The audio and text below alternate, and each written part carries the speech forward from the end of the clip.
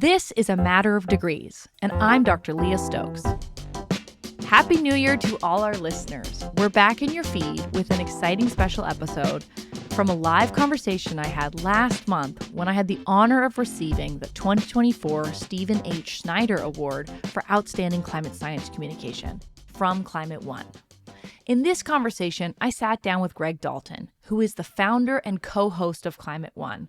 And we discussed a lot of my favorite topics, including how we can change our energy system, the Inflation Reduction Act, everyone's favorite law, and bringing people into the climate movement. Also included in this episode is a conversation with my good friend, the amazing writer, historian, and activist Rebecca Solnit, which she had with Climate One back in 2023. Her conversation about the pace of progress, not giving into despair, and the power of coming together during a disaster, those are topics that are just as relevant today as they were 2 years ago. So you can think of this episode like a double feature. You know, when you go to a movie theater and you see two films at the same time. And if I do say so myself, watching these two films is a great choice. So as we prepare for the year ahead, I think that sharing conversations like these, they can help us start the year feeling energized and remind us about the need to stay focused and united and keep welcoming more people into the climate movement. So with that, let's head to San Francisco, specifically to the Commonwealth Club. And I hope you enjoy listening to these conversations. I began working on climate around 2005. This is also when Hurricane Katrina happened. And the next year, 2006, An Inconvenient Truth came out. And that was such an important film to wake up so many people to the climate crisis. And I saw it in person at the University of Toronto. But the thing I remember the most from that experience of watching the film was actually the credits. I don't know if people remember the credits from An Inconvenient Truth like I do, but it's a black screen, as credits are, with white text. But rather than just saying, here's who directed it and here's the thing, it said, you can stop the climate crisis. Oh, this is when I leaned in and got pretty excited. And it said, you can reduce your carbon emissions. In fact, you can even reduce them to zero. And then what was the secret? Recycle and turn off the lights and change your light bulbs. And, that was the moment then. It's not a criticism of anybody who wrote those credits. I doubt it was Al Gore himself. But that era of how we thought about climate action, what I was doing at that time too was getting students to turn off the lights to reduce energy. If we just use a little bit less fossil fuels, then yay, we're solving the problem. And I think that that's not really true, unfortunately. Well, but there's a story underneath that, which is a couple years before that. It was British Petroleum, which came up with the idea of the carbon footprint calculator on their website, and they invested $100 million. So, it might have been natural for people to say, what can I do? And there was a fossil fuel industry funded campaign to put that back on us. Absolutely. And that's how it ends up in the credits of An Inconvenient Truth, right? And we all spend this period trying to figure out how we can shrink our impact. And what I've really started to think about as I've gotten more involved in clean electricity and electrification advocacy, which is a paradigm shift, right? It's not just burn a little bit less fossil fuels. It's get off of fossil fuels, move towards clean electricity and electrification. What I've started to think about is not how can I make my impact as small as possible, like a carbon footprint, trying to shrink, but actually how can I make my impact as big as possible by joining with others in campaigns to try to change policies and laws so that we're not just trying to make marginal incremental improvements on a fossil fuel-based energy system, but actually change the system towards clean electricity and electrification. Right. As Bill McKibben says, that often, what the most important thing an individual can do is not act as an individual, join with others. So you were very involved in the Inflation Reduction Act, the biggest piece of climate legislation ever. I'd like to set the story and then dig into that with a little bit with you. So Al Gore awakened many people. People realized that we needed an economy-wide approach to climate change. It never really got to the level of national politics until around the 2020 election. And suddenly we had Democrats tripping over each other saying 1 trillion, no, 3 trillion. I think it got up to 16 trillion. That was Bernie Sanders, yes. Right. And it was, so we had this competition for them trying to outdo each other. And, Biden, the moderate, wins. He gets pulled a little bit more to climate because with Bernie, Green New Deal, first there's going to be, Build Back Better is going to be hugely ambitious, and then political rowdy sets in and it gets shrunk down into the Inflation Reduction Act where trillions become billions, right? And when it does get passed, some people are like, oh, this is a disappointment. It wasn't as big as we wanted. There's a lot of stuff in here we don't like, nuclear, hydrogen, carbon capture. So my idea is that a lot of the things that are in there that Democrats and climate people initially didn't like are now what's going to keep it alive. Because if it had been what Biden really wanted, the new administration would be taking a sledgehammer. Instead, they're going to be coming with a scalpel. So isn't that disappointment from some years ago a good thing now because this policy that you work so hard on is more likely to live? Yeah, well, the Inflation Reduction Act, it's really hard to estimate how much money it will actually be. It only got harder after the election. And it's only 2 years in, right? Yes, it's only 2 years in. There's a huge chunk of money that are grants, which is money that will hopefully disproportionately benefit lower income folks, communities of color, disadvantaged communities. That money will often flow through the states. So there are programs, for example, to help everyday Americans get a heat pump. For example, the state of California, as well as New York, have already opened up these programs that if you make a certain amount of money, you can go online and see if you can get a rebate back from the state to, put a heat pump or heat pump water heater in your home. So those programs, when the money is out the door and in the state coffers, it's not like the Trump administration can take that money back. The money that is harder to estimate, and part of the reason why we don't know exactly how much money we'll spend, is all these tax credits. And there are a lot of them. And there's no ceiling on them, right? These are uncapped tax credits. Yeah. That's something that could change. The Republicans could decide to cap them. But that is probably not a very popular thing to do because as a lot of different trackers have been showing, like, for example, the Clean Economy Tracker, 3/4 of the money is flowing into Republican districts. So if you look at, for example, where these tax credits to manufacture batteries or solar panels are going, they're disproportionately going to Republican-controlled members of the House and Republican senators' districts. And so why would these senators and members of Congress get rid of jobs in their own backyards, especially manufacturing jobs that, provide good paying living wages to families that are, theoretically voting for them. So those are the policies that are going to be fought over in the next probably 2 years before the 2026 midterms. And my bet, I could of course be wrong, is that corporations are going to show up and say, we want these policies to stick around and keep them. Well, already, when Trump was elected the first time, the auto industry was right out of the bat saying, okay, we want to undo some of these things, that fuel efficiency standards that Obama put in place. This time, the auto industry is saying, hey, that EV tax credit, we'd like to keep that in place. Mm-hmm. So the industry is in a very different place. Even some of the fossil fuel billionaires that are influential in this administration have made renewable bets. So you wrote a book on, interest groups in the battle over clean energy. I'm curious what you see as kind of the shifting alliances, because it's a real scramble going on. This is not 2016. It's not 2020. The U.S. chamber's in a different place. Auto companies are in a different place. How do you see kind of this shaking out, or is it too early to tell? Yeah, so this book that I wrote, it's called Short Circuiting Policy. It's an academic book, but a lot of practitioners have read it, which was shocking to me because when I was writing it, I thought it was the most useless thing I had ever done in my life, and why was I wasting so much time on this thing when the planet was on fire? But it turns out that a lot of people have read it who are activists because they find it useful. Because I asked the question of why do some laws continue on and why do others get rolled back? That's exactly the same question we find ourselves asking right now. Is this law going to continue on or is it going to be rolled back? And one of the patterns that I talked about was interest group power. So basically, if you have opponents, like, for example, fossil fuel companies with very strong ties to the government who have a lot of money that they give through campaign contributions, and they capture the courts, and they capture the bureaucracy, and they capture the public opinion, they can use that power to roll back laws or even just weaken them during implementation.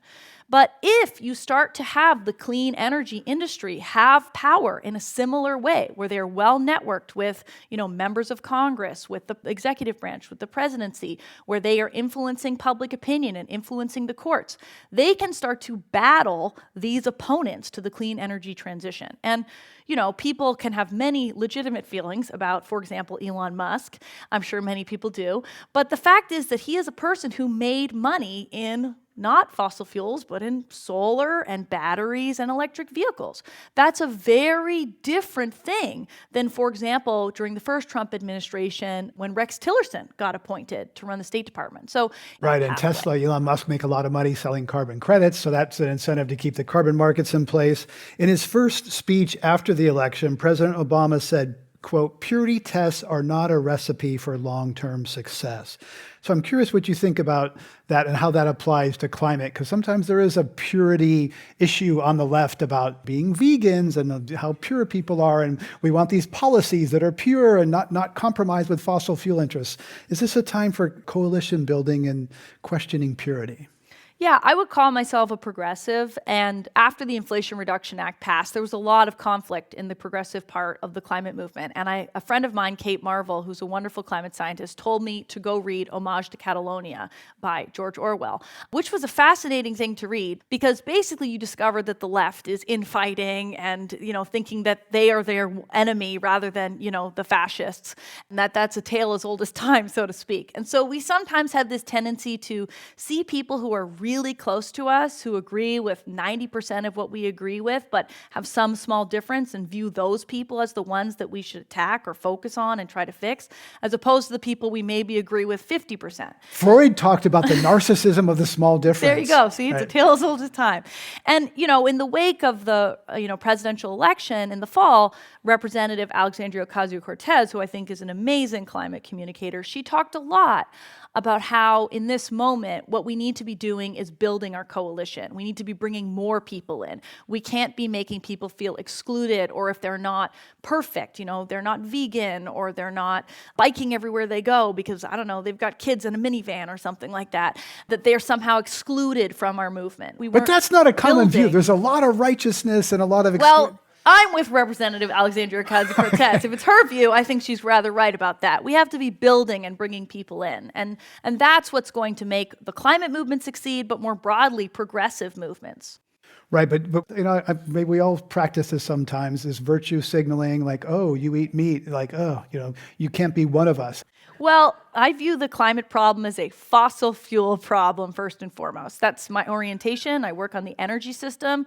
This whole problem began when we started to dig up carbon stores from underground and combust them, burn them, put them in the air and the water in the active cycle. And so that's the part of the issue that I tend to focus on.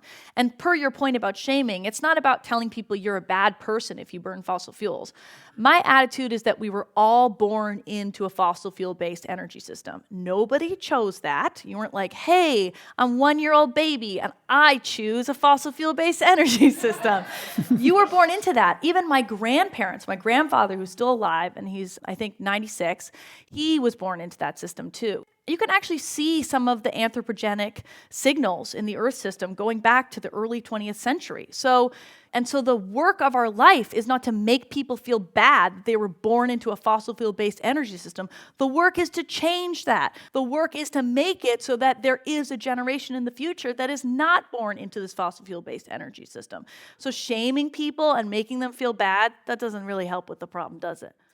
So you think that the election was kind of, overinterpreted, overanalyzed because not many people were climate voters, right? So how do you think that make sense of the election? Was it overinterpreted? Are we overreacting to the election? Every time we have an election, a lot of ink gets spilled about why did it go that way? It's overinterpreted. I mean, I'm a political scientist. I have some political scientist friends in the room. I imagine they're going to agree with me. There's a lot of fundamentals that drive, from a political science. There's a whole industry of feeding our anxiety. But there's the political science basics of what we would say is that it's sort of like what Bill Clinton said. It's the economy, stupid, right? This was an inflationary period. It really was a COVID election in many ways, a pandemic election. A lot of people lost businesses or lost jobs. There were really big impacts on their personal lives because of the pandemic and the lockdowns. And people had feelings about that. That the impacts of those decisions were not equal across society. Some people could stay home and keep their jobs, and others could not. And so a lot of people were really angry. And then they were watching the costs of everyday goods in their lives go up. And inflation is really unpopular. People don't like it when a dollar is worth less than it was yesterday. And so you can look across the world and see that almost, without exception, the incumbent party has been voted out this year. And when it comes to climate change, I certainly don't think that this was an election where, people were backlash against the climate policies of the Biden-Harris administration. People sort of thought, yeah, that's fine. There's a lot of manufacturing jobs. That sounds good. It really wasn't the central driver. I really think pandemic and the inflation were. Yeah, even gas prices are often factors in presidential elections. Not so much this time, right? No. I mean, inflation writ large, yes, but not so much. So there was a lot of people, climate people who were like, oh my gosh, we're toast if this goes the wrong way. Do you think there was too much fear? Was there hype about the climate implications of this election? Because you are more concerned about immigration implications than climate. Well, what I will say is that when you have an incoming president-elect who's talking about deporting 20 million Americans or undocumented people in this country, or maybe even citizens, I don't know how broadly they're planning to go with this, ending birthright citizenship, which is required under the Constitution. 14th Amendment. Yeah, some of these things to me are very concerning. And I think that there's been a lot of focus too, both from the president-elect as well as many of the people he has appointed on that specific issue. By contrast, there isn't as much focus on the people that he's appointed on repealing everything we've done with clean energy investments. You look at somebody like newly elected Senator Curtis from Utah, who had been in the House. He lives in an electrified home. This is a Republican I have member talked of with him Congress. about that. He has a climate-friendly doggy door that he's very proud of that is like heat insulated, and he showed me photographs. You can look on YouTube. He's kind of a nerd about this stuff. And he ran a conservative climate conference just at the tail end of the election in Utah and brought a lot of Republicans there. And he's already spoken out about what they plan to do with the energy parts of the Inflation Reduction Act. And he said, look, we might make some tweaks here and there, but we're not going to repeal the whole thing. And keep in mind, too, that the House of Representatives, is likely to be about 217 to 215 members, Republican-controlled, for the first 90 days, because Trump has appointed 3 people to his administration, shrinking the Republican majority. And if you look across the House of Representatives at any given time, somebody is sick, or they've died, or they've had a kid, or they'd like to run for the governor of New York, hypothetically. Or maybe gone to jail. They've gone to jail. So, I mean, that is a razor-thin majority. So when you look at the things that are being said, the focus, it seems like, is really going to be on immigration. I think that those first 100 days, keep in mind, the first 90, they're going to have a 2-seat majority in the House. It's going to be hard to be like, the number one thing that we should do is get rid of jobs in Republican House members' districts. I don't know. That wouldn't be on my top to do. And a lot of the concern is about expanding supply, more drilling, et cetera. What's the worst case for that? I mean, I realize you're a political scientist, not an economist, but expanding supply depresses prices. It's a global commodity. It's not, it's not like more is going to be burned, right? But it just seems like the climate people might be, dare I say, over worried, kind of, hyperventilating a little bit about more drilling, et cetera. It's bad if it's in your neighborhood, for sure. And, sensitive habitat, indigenous lands, for sure. But, just because there's more supply, it just depresses prices, pushes some negative economic pressure on the industry, which is not necessarily bad. Yeah, well, another interesting thing is that President-elect Trump has been talking a lot about tariffs, right? And putting them on Canada and Mexico, for example. And Canada, where I'm from, I'm also Canadian, supplies a lot of oil to the United States. And there have been some economists suggesting that that will massively reduce gasoline prices, particularly in the Midwest, if he does this. That will also be very unpopular. So, yeah, I think that there will be some supply-side policies that I don't agree with. You have to wonder about, for example, LNG export terminals. The Biden administration could, for example, reject a bunch of LNG terminals before liquefied natural gas going toward Europe to help them get off Russian gas. Exactly. So they have a review going on right now at the Department of Energy where they could reject a bunch of terminals. I hope they do that as some of the last executive actions of the Biden administration. But you can imagine that the Trump administration will try to do more fossil fuel extraction. But the president doesn't have a huge amount of power over the amount of fossil fuels that are burned. Oil is a global commodity. It is priced globally, and the amount that is produced at any given time is largely determined by, what that global price is. And so President Biden, for example, when he was first in office, did actually honor his campaign promise to stop new leasing on public lands of fossil fuels. Unfortunately, a Trump-appointed judge overturned that about 8 months into the administration.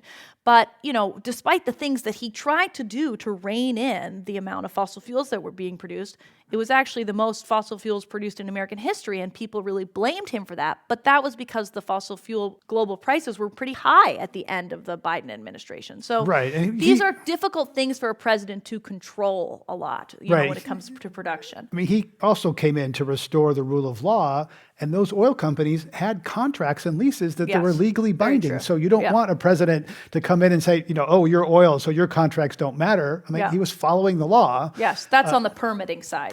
Side, right? So things like Willow and Alaska, there were contracts. So one of the things that I did, let me just say, it's comforting to talk to you because you seem less freaked out about the election than most other people I talk to. I don't know if I'm less freaked out. I'm myself an immigrant to this country, so I haven't been a citizen that long. I think it should count. If things get bad, no, you I'm can not go back saying home. I could leave. I'm saying I'm concerned that we have an incoming president who doesn't seem to think that citizenship is real somehow, and that is disturbing.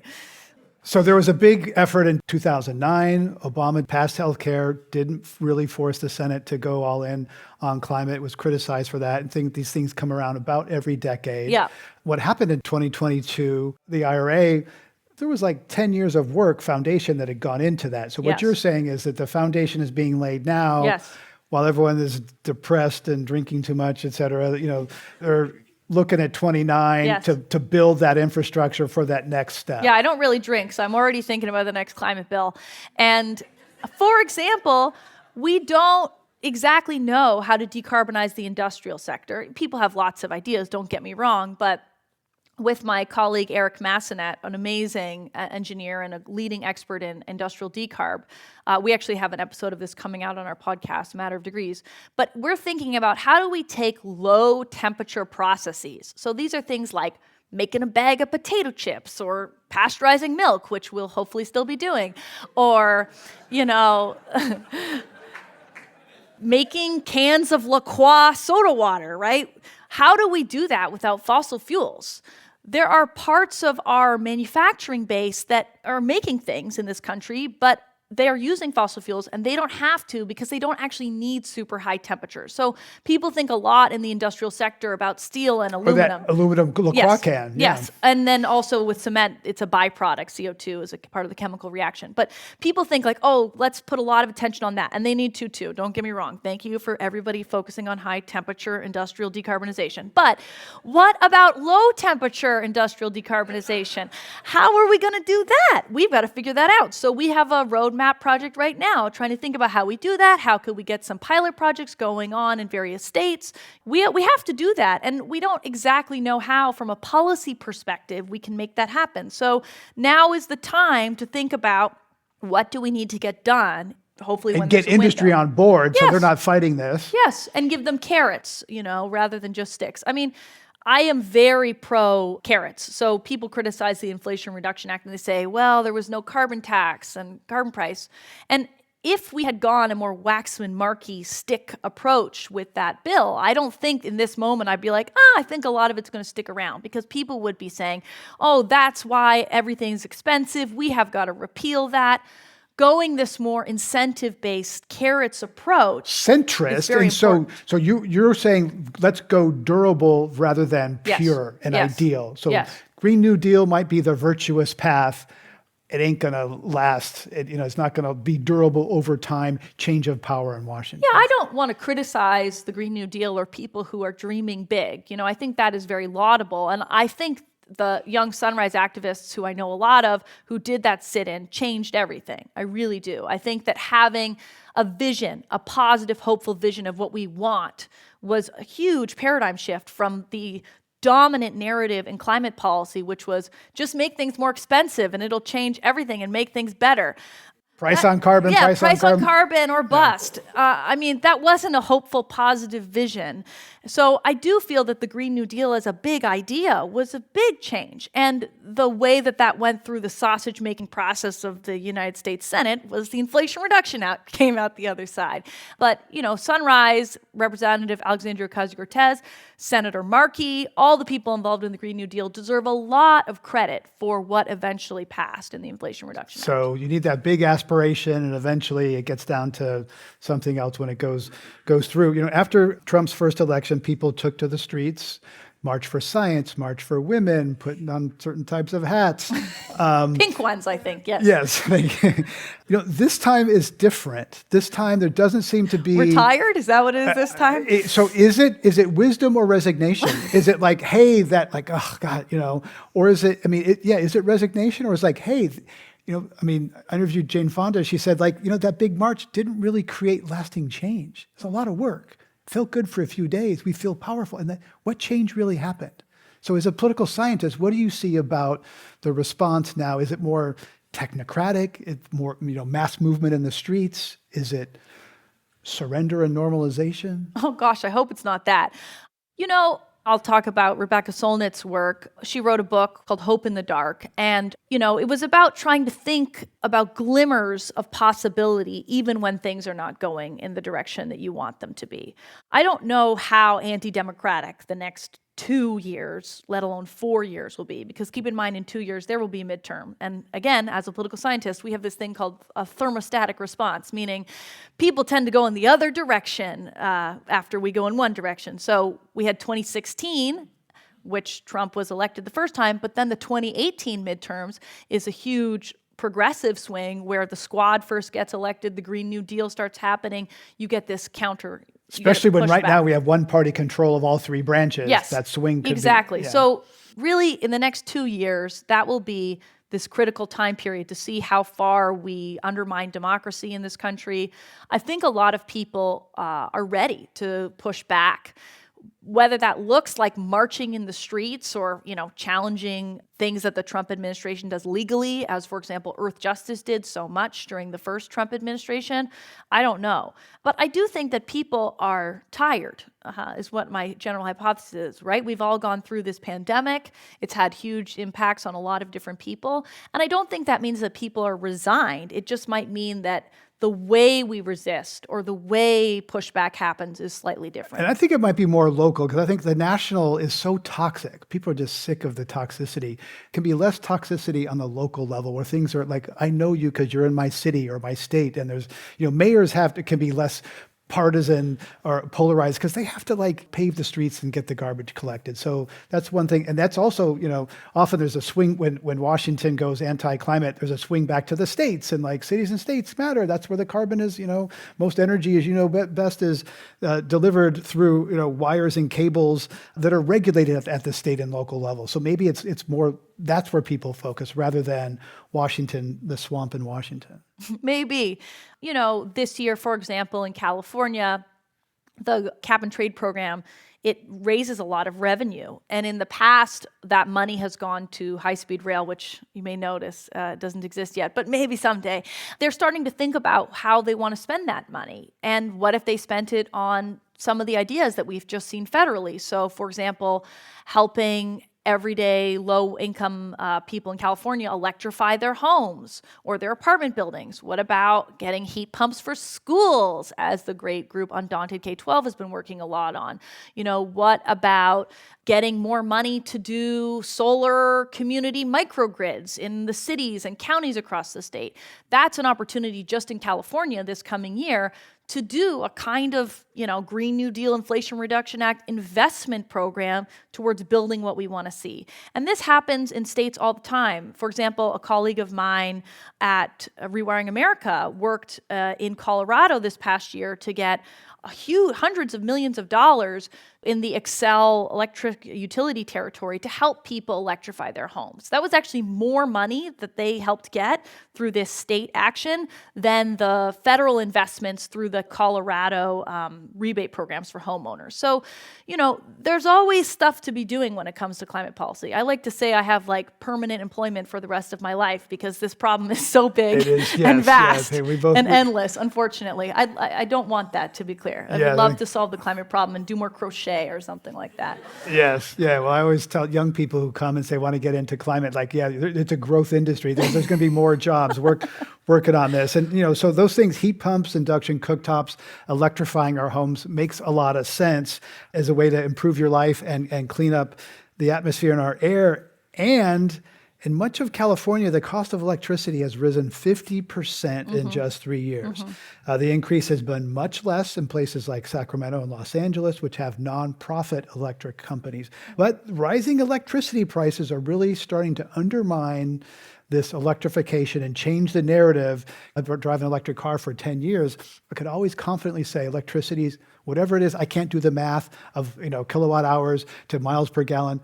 Electricity will be cheaper than gasoline. It's getting harder to say that now. Well, that isn't actually true for cars in California. So you still save money. It's something like, $1 to $2 per gallon if you're going to take the kilowatt hour to the oil. So the EVs, you still save money, and there's still a good payback in every corner of the country, including in Hawaii, which is interesting because they just burn oil for a lot of their electricity. But anyway. But you take the point that rising electricity prices are a problem. Oh, it's absolutely a problem. I mean, SCE and PG&E and SDG&E, big California utilities have been jacking up electricity prices way too much. And unfortunately, they've been scapegoating little parts of the electricity bill where we have little bit of money to help a school electrify their, HVAC or help low-income folks do an energy efficiency thing on their house. And it's not just California, it's Oregon too, it's other places. But that's not the fundamental driver. If you start looking at profits, the amount of profits that these electric utilities have been taking, they're astronomical. If you look at the amount of what we call gold plating, which is over investing in certain parts of the energy system, because utilities are monopoly companies. If they can spend more money, they can charge all of that to the state, and then they can put more profit on top of that. So from my perspective, what we really need is better regulators in the state of California who are pushing down those electricity prices, not, taking away an HVAC system from a school because it costs somebody $1 on their energy bill in March. But we also have to think about why are gas prices so cheap too? People are not paying the true cost of what the gas system is. Now, in some parts of the country, not as much in California, but in many parts of the country, if you electrify your home, you do save money. And the people who save the most are people on delivered fuels. So if you have, people in, for example, Maine and Massachusetts who have oil or propane, parts of the Midwest, if you switch to a heat pump water heater, you save money. And also, so if fuel comes to your house in a truck, you're definitely going to save thousands of dollars a year. Yes, this is what Rewiring America has calculated. But also, if you put solar on your roof and you electrify your home, you do the whole thing, which is what I have done, then the payback period tends to work better because you're generating that cheap, clean electricity yourself and your electricity bill is going down. So we have to get this right, though, because we can't have it be that burning a poisonous gas in your home that is literally leaking carcinogens, benzene, into your kitchen is better and cheaper somehow than, induction, just using the power of magnets to boil some water very fast, as I now do. So we have to get that right. So this is an economically rational argument. You quoted Bill Clinton as saying it's the economy's stupid. Yet you also have an undergraduate degree in psychology, and I think that we often policy nerds like us and talk about and people in climate say science, facts, but doesn't that miss part of human reality? We're emotional creatures who use our brain to justify the emotional decisions we make. So I want to talk about the side of this transition that's scary to a lot of people. particularly if you're in a fossil fuel state, or it's talked about in very fearful terms. Oh, the left is exaggerating climate. You're always, the sky is falling. You're a bunch of hysterical people. Talk about that part that's not the rational brain that talks about kilowatt hours, but just climate as an emotional opportunity or threat. Yeah, so this podcast that I run called A Matter of Degrees with Catherine Wilkinson, she's a really good counterbalance to me because she's a very heart-forward person, really emotions. She is lovely that way. Yes, and so she tends to bring that energy. She co-edited the book All We Can Save with Ayanna Elizabeth Johnson, and they put poetry in the book. I mean, it's beautiful. And so that is a way that she tends to approach these issues, and I think that is a really important thing. She brings her whole self. Yeah, she does, and I do too. It's just that myself happens to like kilowatt hours and wonky subjects, as well as Mary Oliver poetry. So, I think that we do have to bring that, and I think that's why when we were talking about shaming people, that isn't really the way that I tend to go with my messaging. I think that too much of the environmental movement has been focused on sort of individual action and making people feel that they are not passing a purity test. And shame is not a great emotion to bring people to your party, right? People don't like feeling shame. It's probably one of the worst emotions that we experience: exclusion, shame, othering, right? And so I think that we have to build a movement that calls people in, that makes them feel part of something fun. It's more like throwing a party, right? Rather than saying to people, you're not invited. So that's really the energy that I think will help propel the climate movement into, more policy wins, which is always the best thing to have when you get up in the morning. Yet another policy win.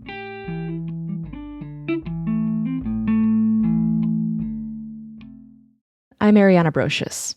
In 2023, I had the opportunity to speak with author and activist Rebecca Solnit live on stage at the Commonwealth Club in San Francisco. We had a wide-ranging conversation, and much of it centered on climate change, how our understanding of it has evolved, how we can handle the range of emotions it brings with it, and how to keep optimism alive.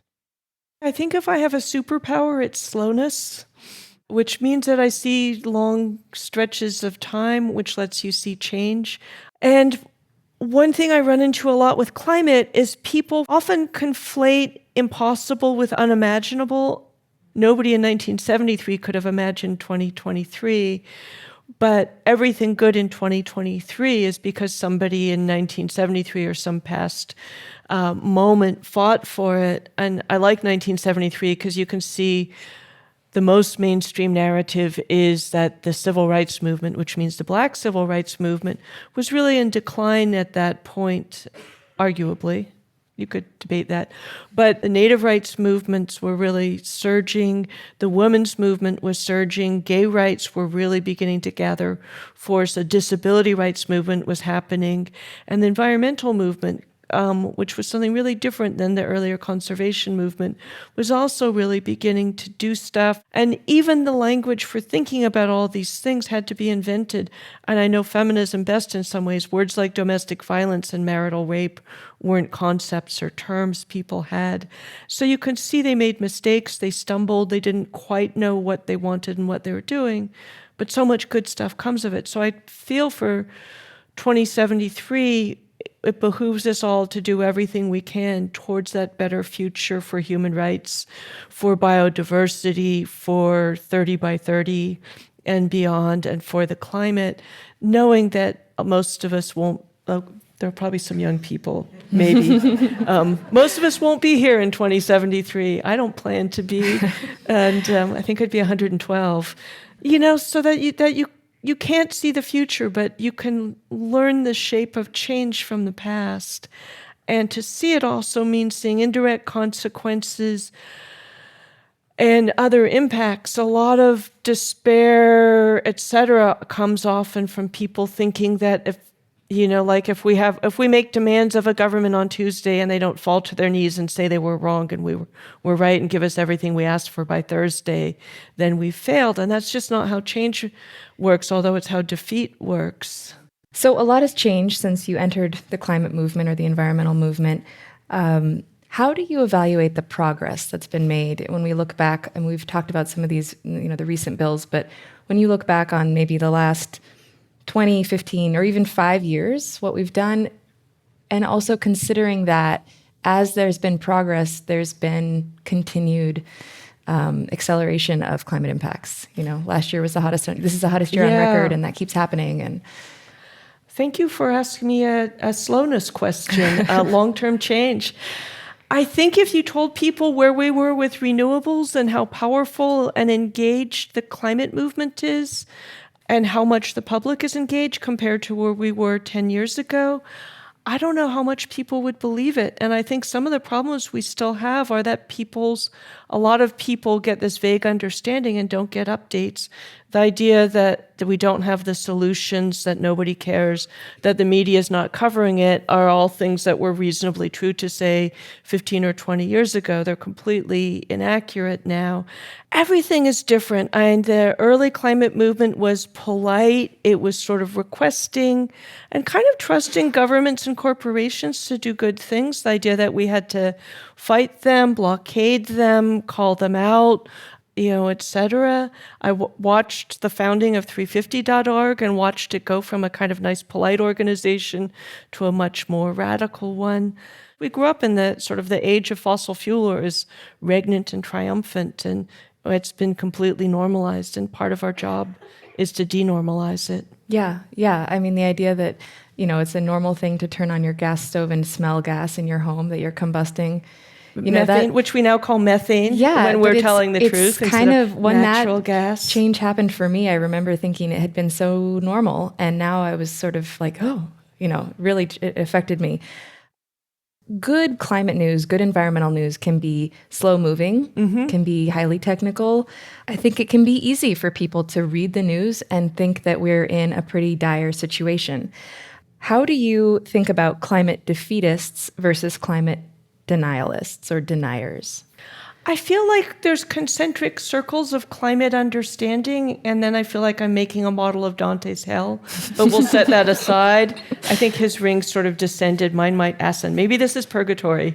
But I feel like the denialists are just refusing the information, and I think a lot of it is because what the natural world is constantly telling us is everything is connected to everything else, and we all have responsibility towards the whole, which is a very anti-rugged individualist, anti-free marketeer, libertarian things. But climate defeatists who abound, they don't deny that climate is real. They often deny that solutions are real, that the movement is real, that coverage is real, that people caring is real. So they have their own amount of denial. There's a kind of depression where you just want to sit in the corner or curl up in fetal position or whatever. But these sort of evangelists of giving up, like the energized ones, I don't fully understand it.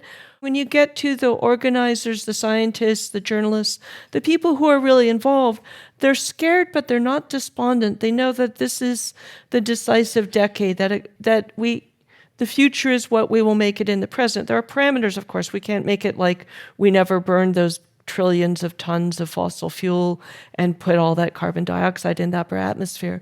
But we have tremendous choices in this moment. And the difference between the best case scenario and the worst case scenario is profound. I wrote an essay called Despair is a Luxury, because for most of us, giving up, at some level, we secretly know that we can give up and our lives will still be relatively comfortable and safe. And it's easier to give up. Yeah. Don't you think? So what you're really doing is you're giving up on behalf of people. You're saying, let those kids starve, let that ice melt, let those storms destroy the crops of those people in Central America. We who are relatively comfortable, safe, affluent, and therefore powerful, I think have no moral right to give up. And we're giving up to let other people die first, other people lose first, other species lose first. I don't think it's ethical, and I think the facts say there's a lot worth fighting for now, and fighting for it is the really good way to live. So that strikes me as lacking empathy, lacking understanding. You mean the giving up? That not comprehending the impact that your inaction might have. So how do we build more empathy, more understanding? One thing that I found fascinating when I finally understood what most human rights and environmental movements do, first of all, is try and make the invisible visible.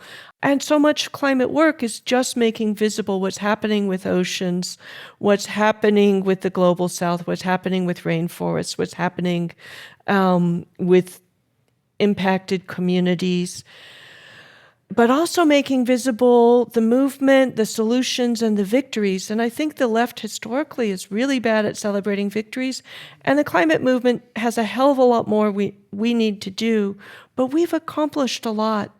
So how do we celebrate victories more? Because I think this comes back to the idea that environmental stories, one editor told me once, they ooze, right? They just kind of like incremental things. They go bad slowly, they get better slowly. There's not as much drama.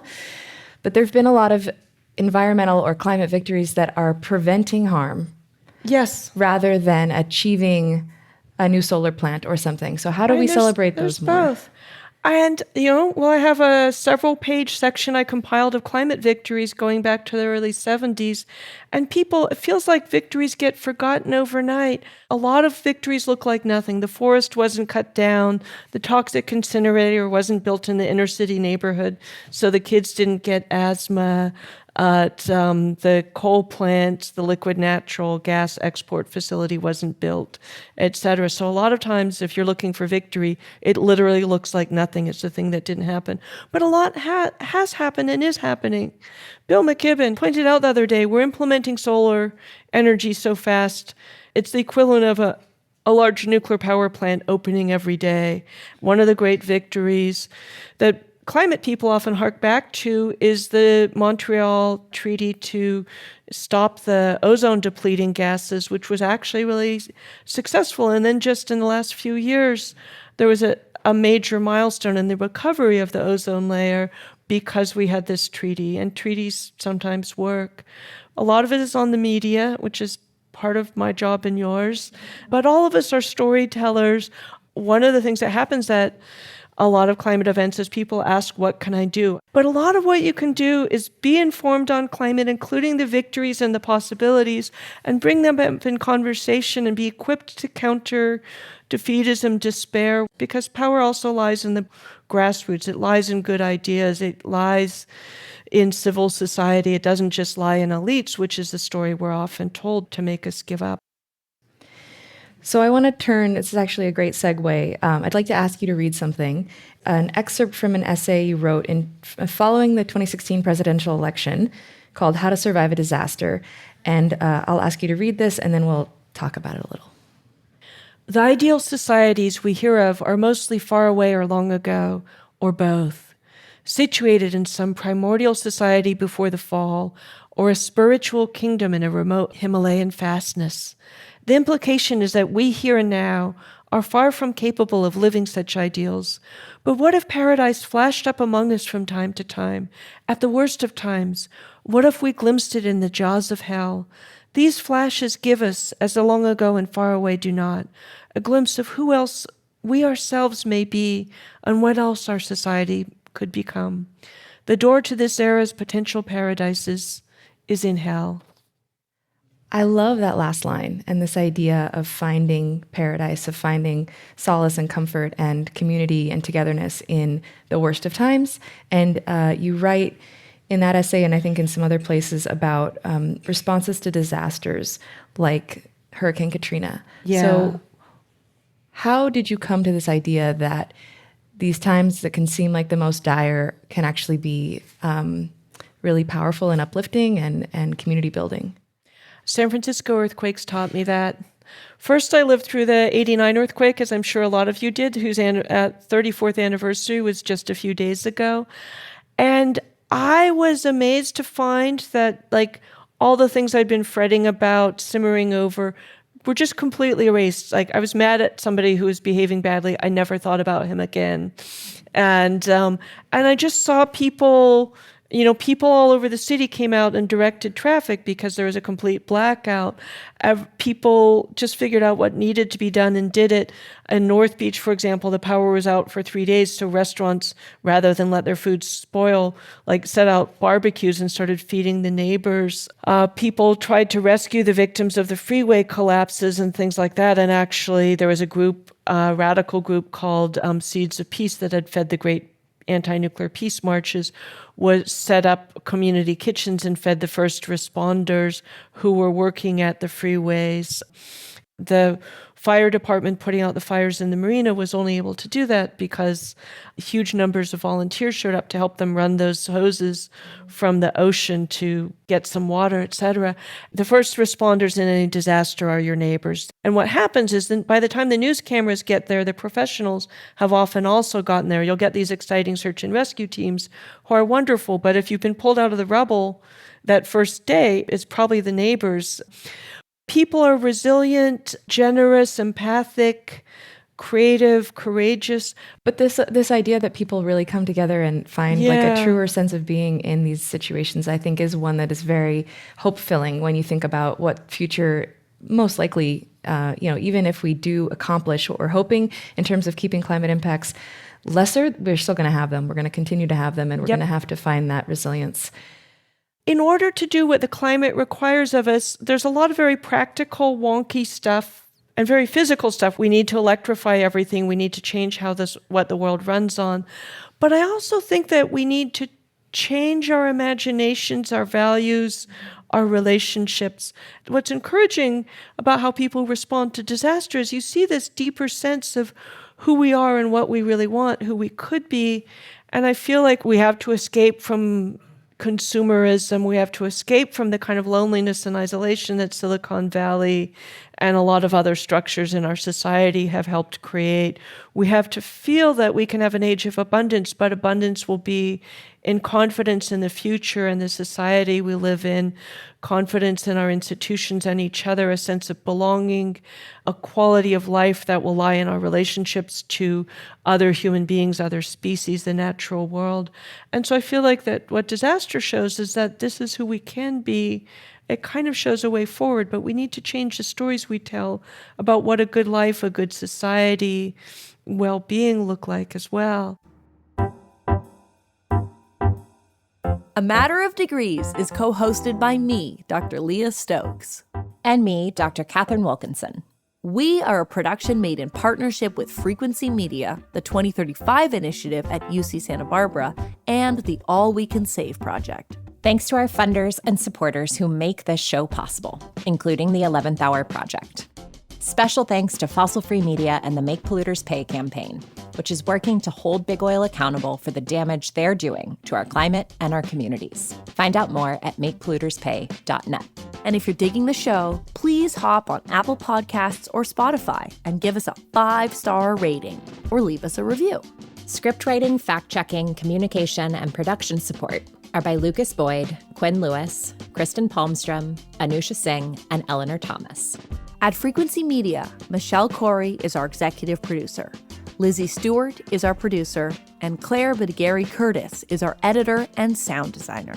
Rose Wong designed our show art, Sean Marquand composed our theme song, and additional music came from Blue Dot Sessions. Find us online at degreespod.com and at degreespod on the artist formerly known as Twitter. And you can also find us on YouTube. And stay tuned for more stories for the climate curious.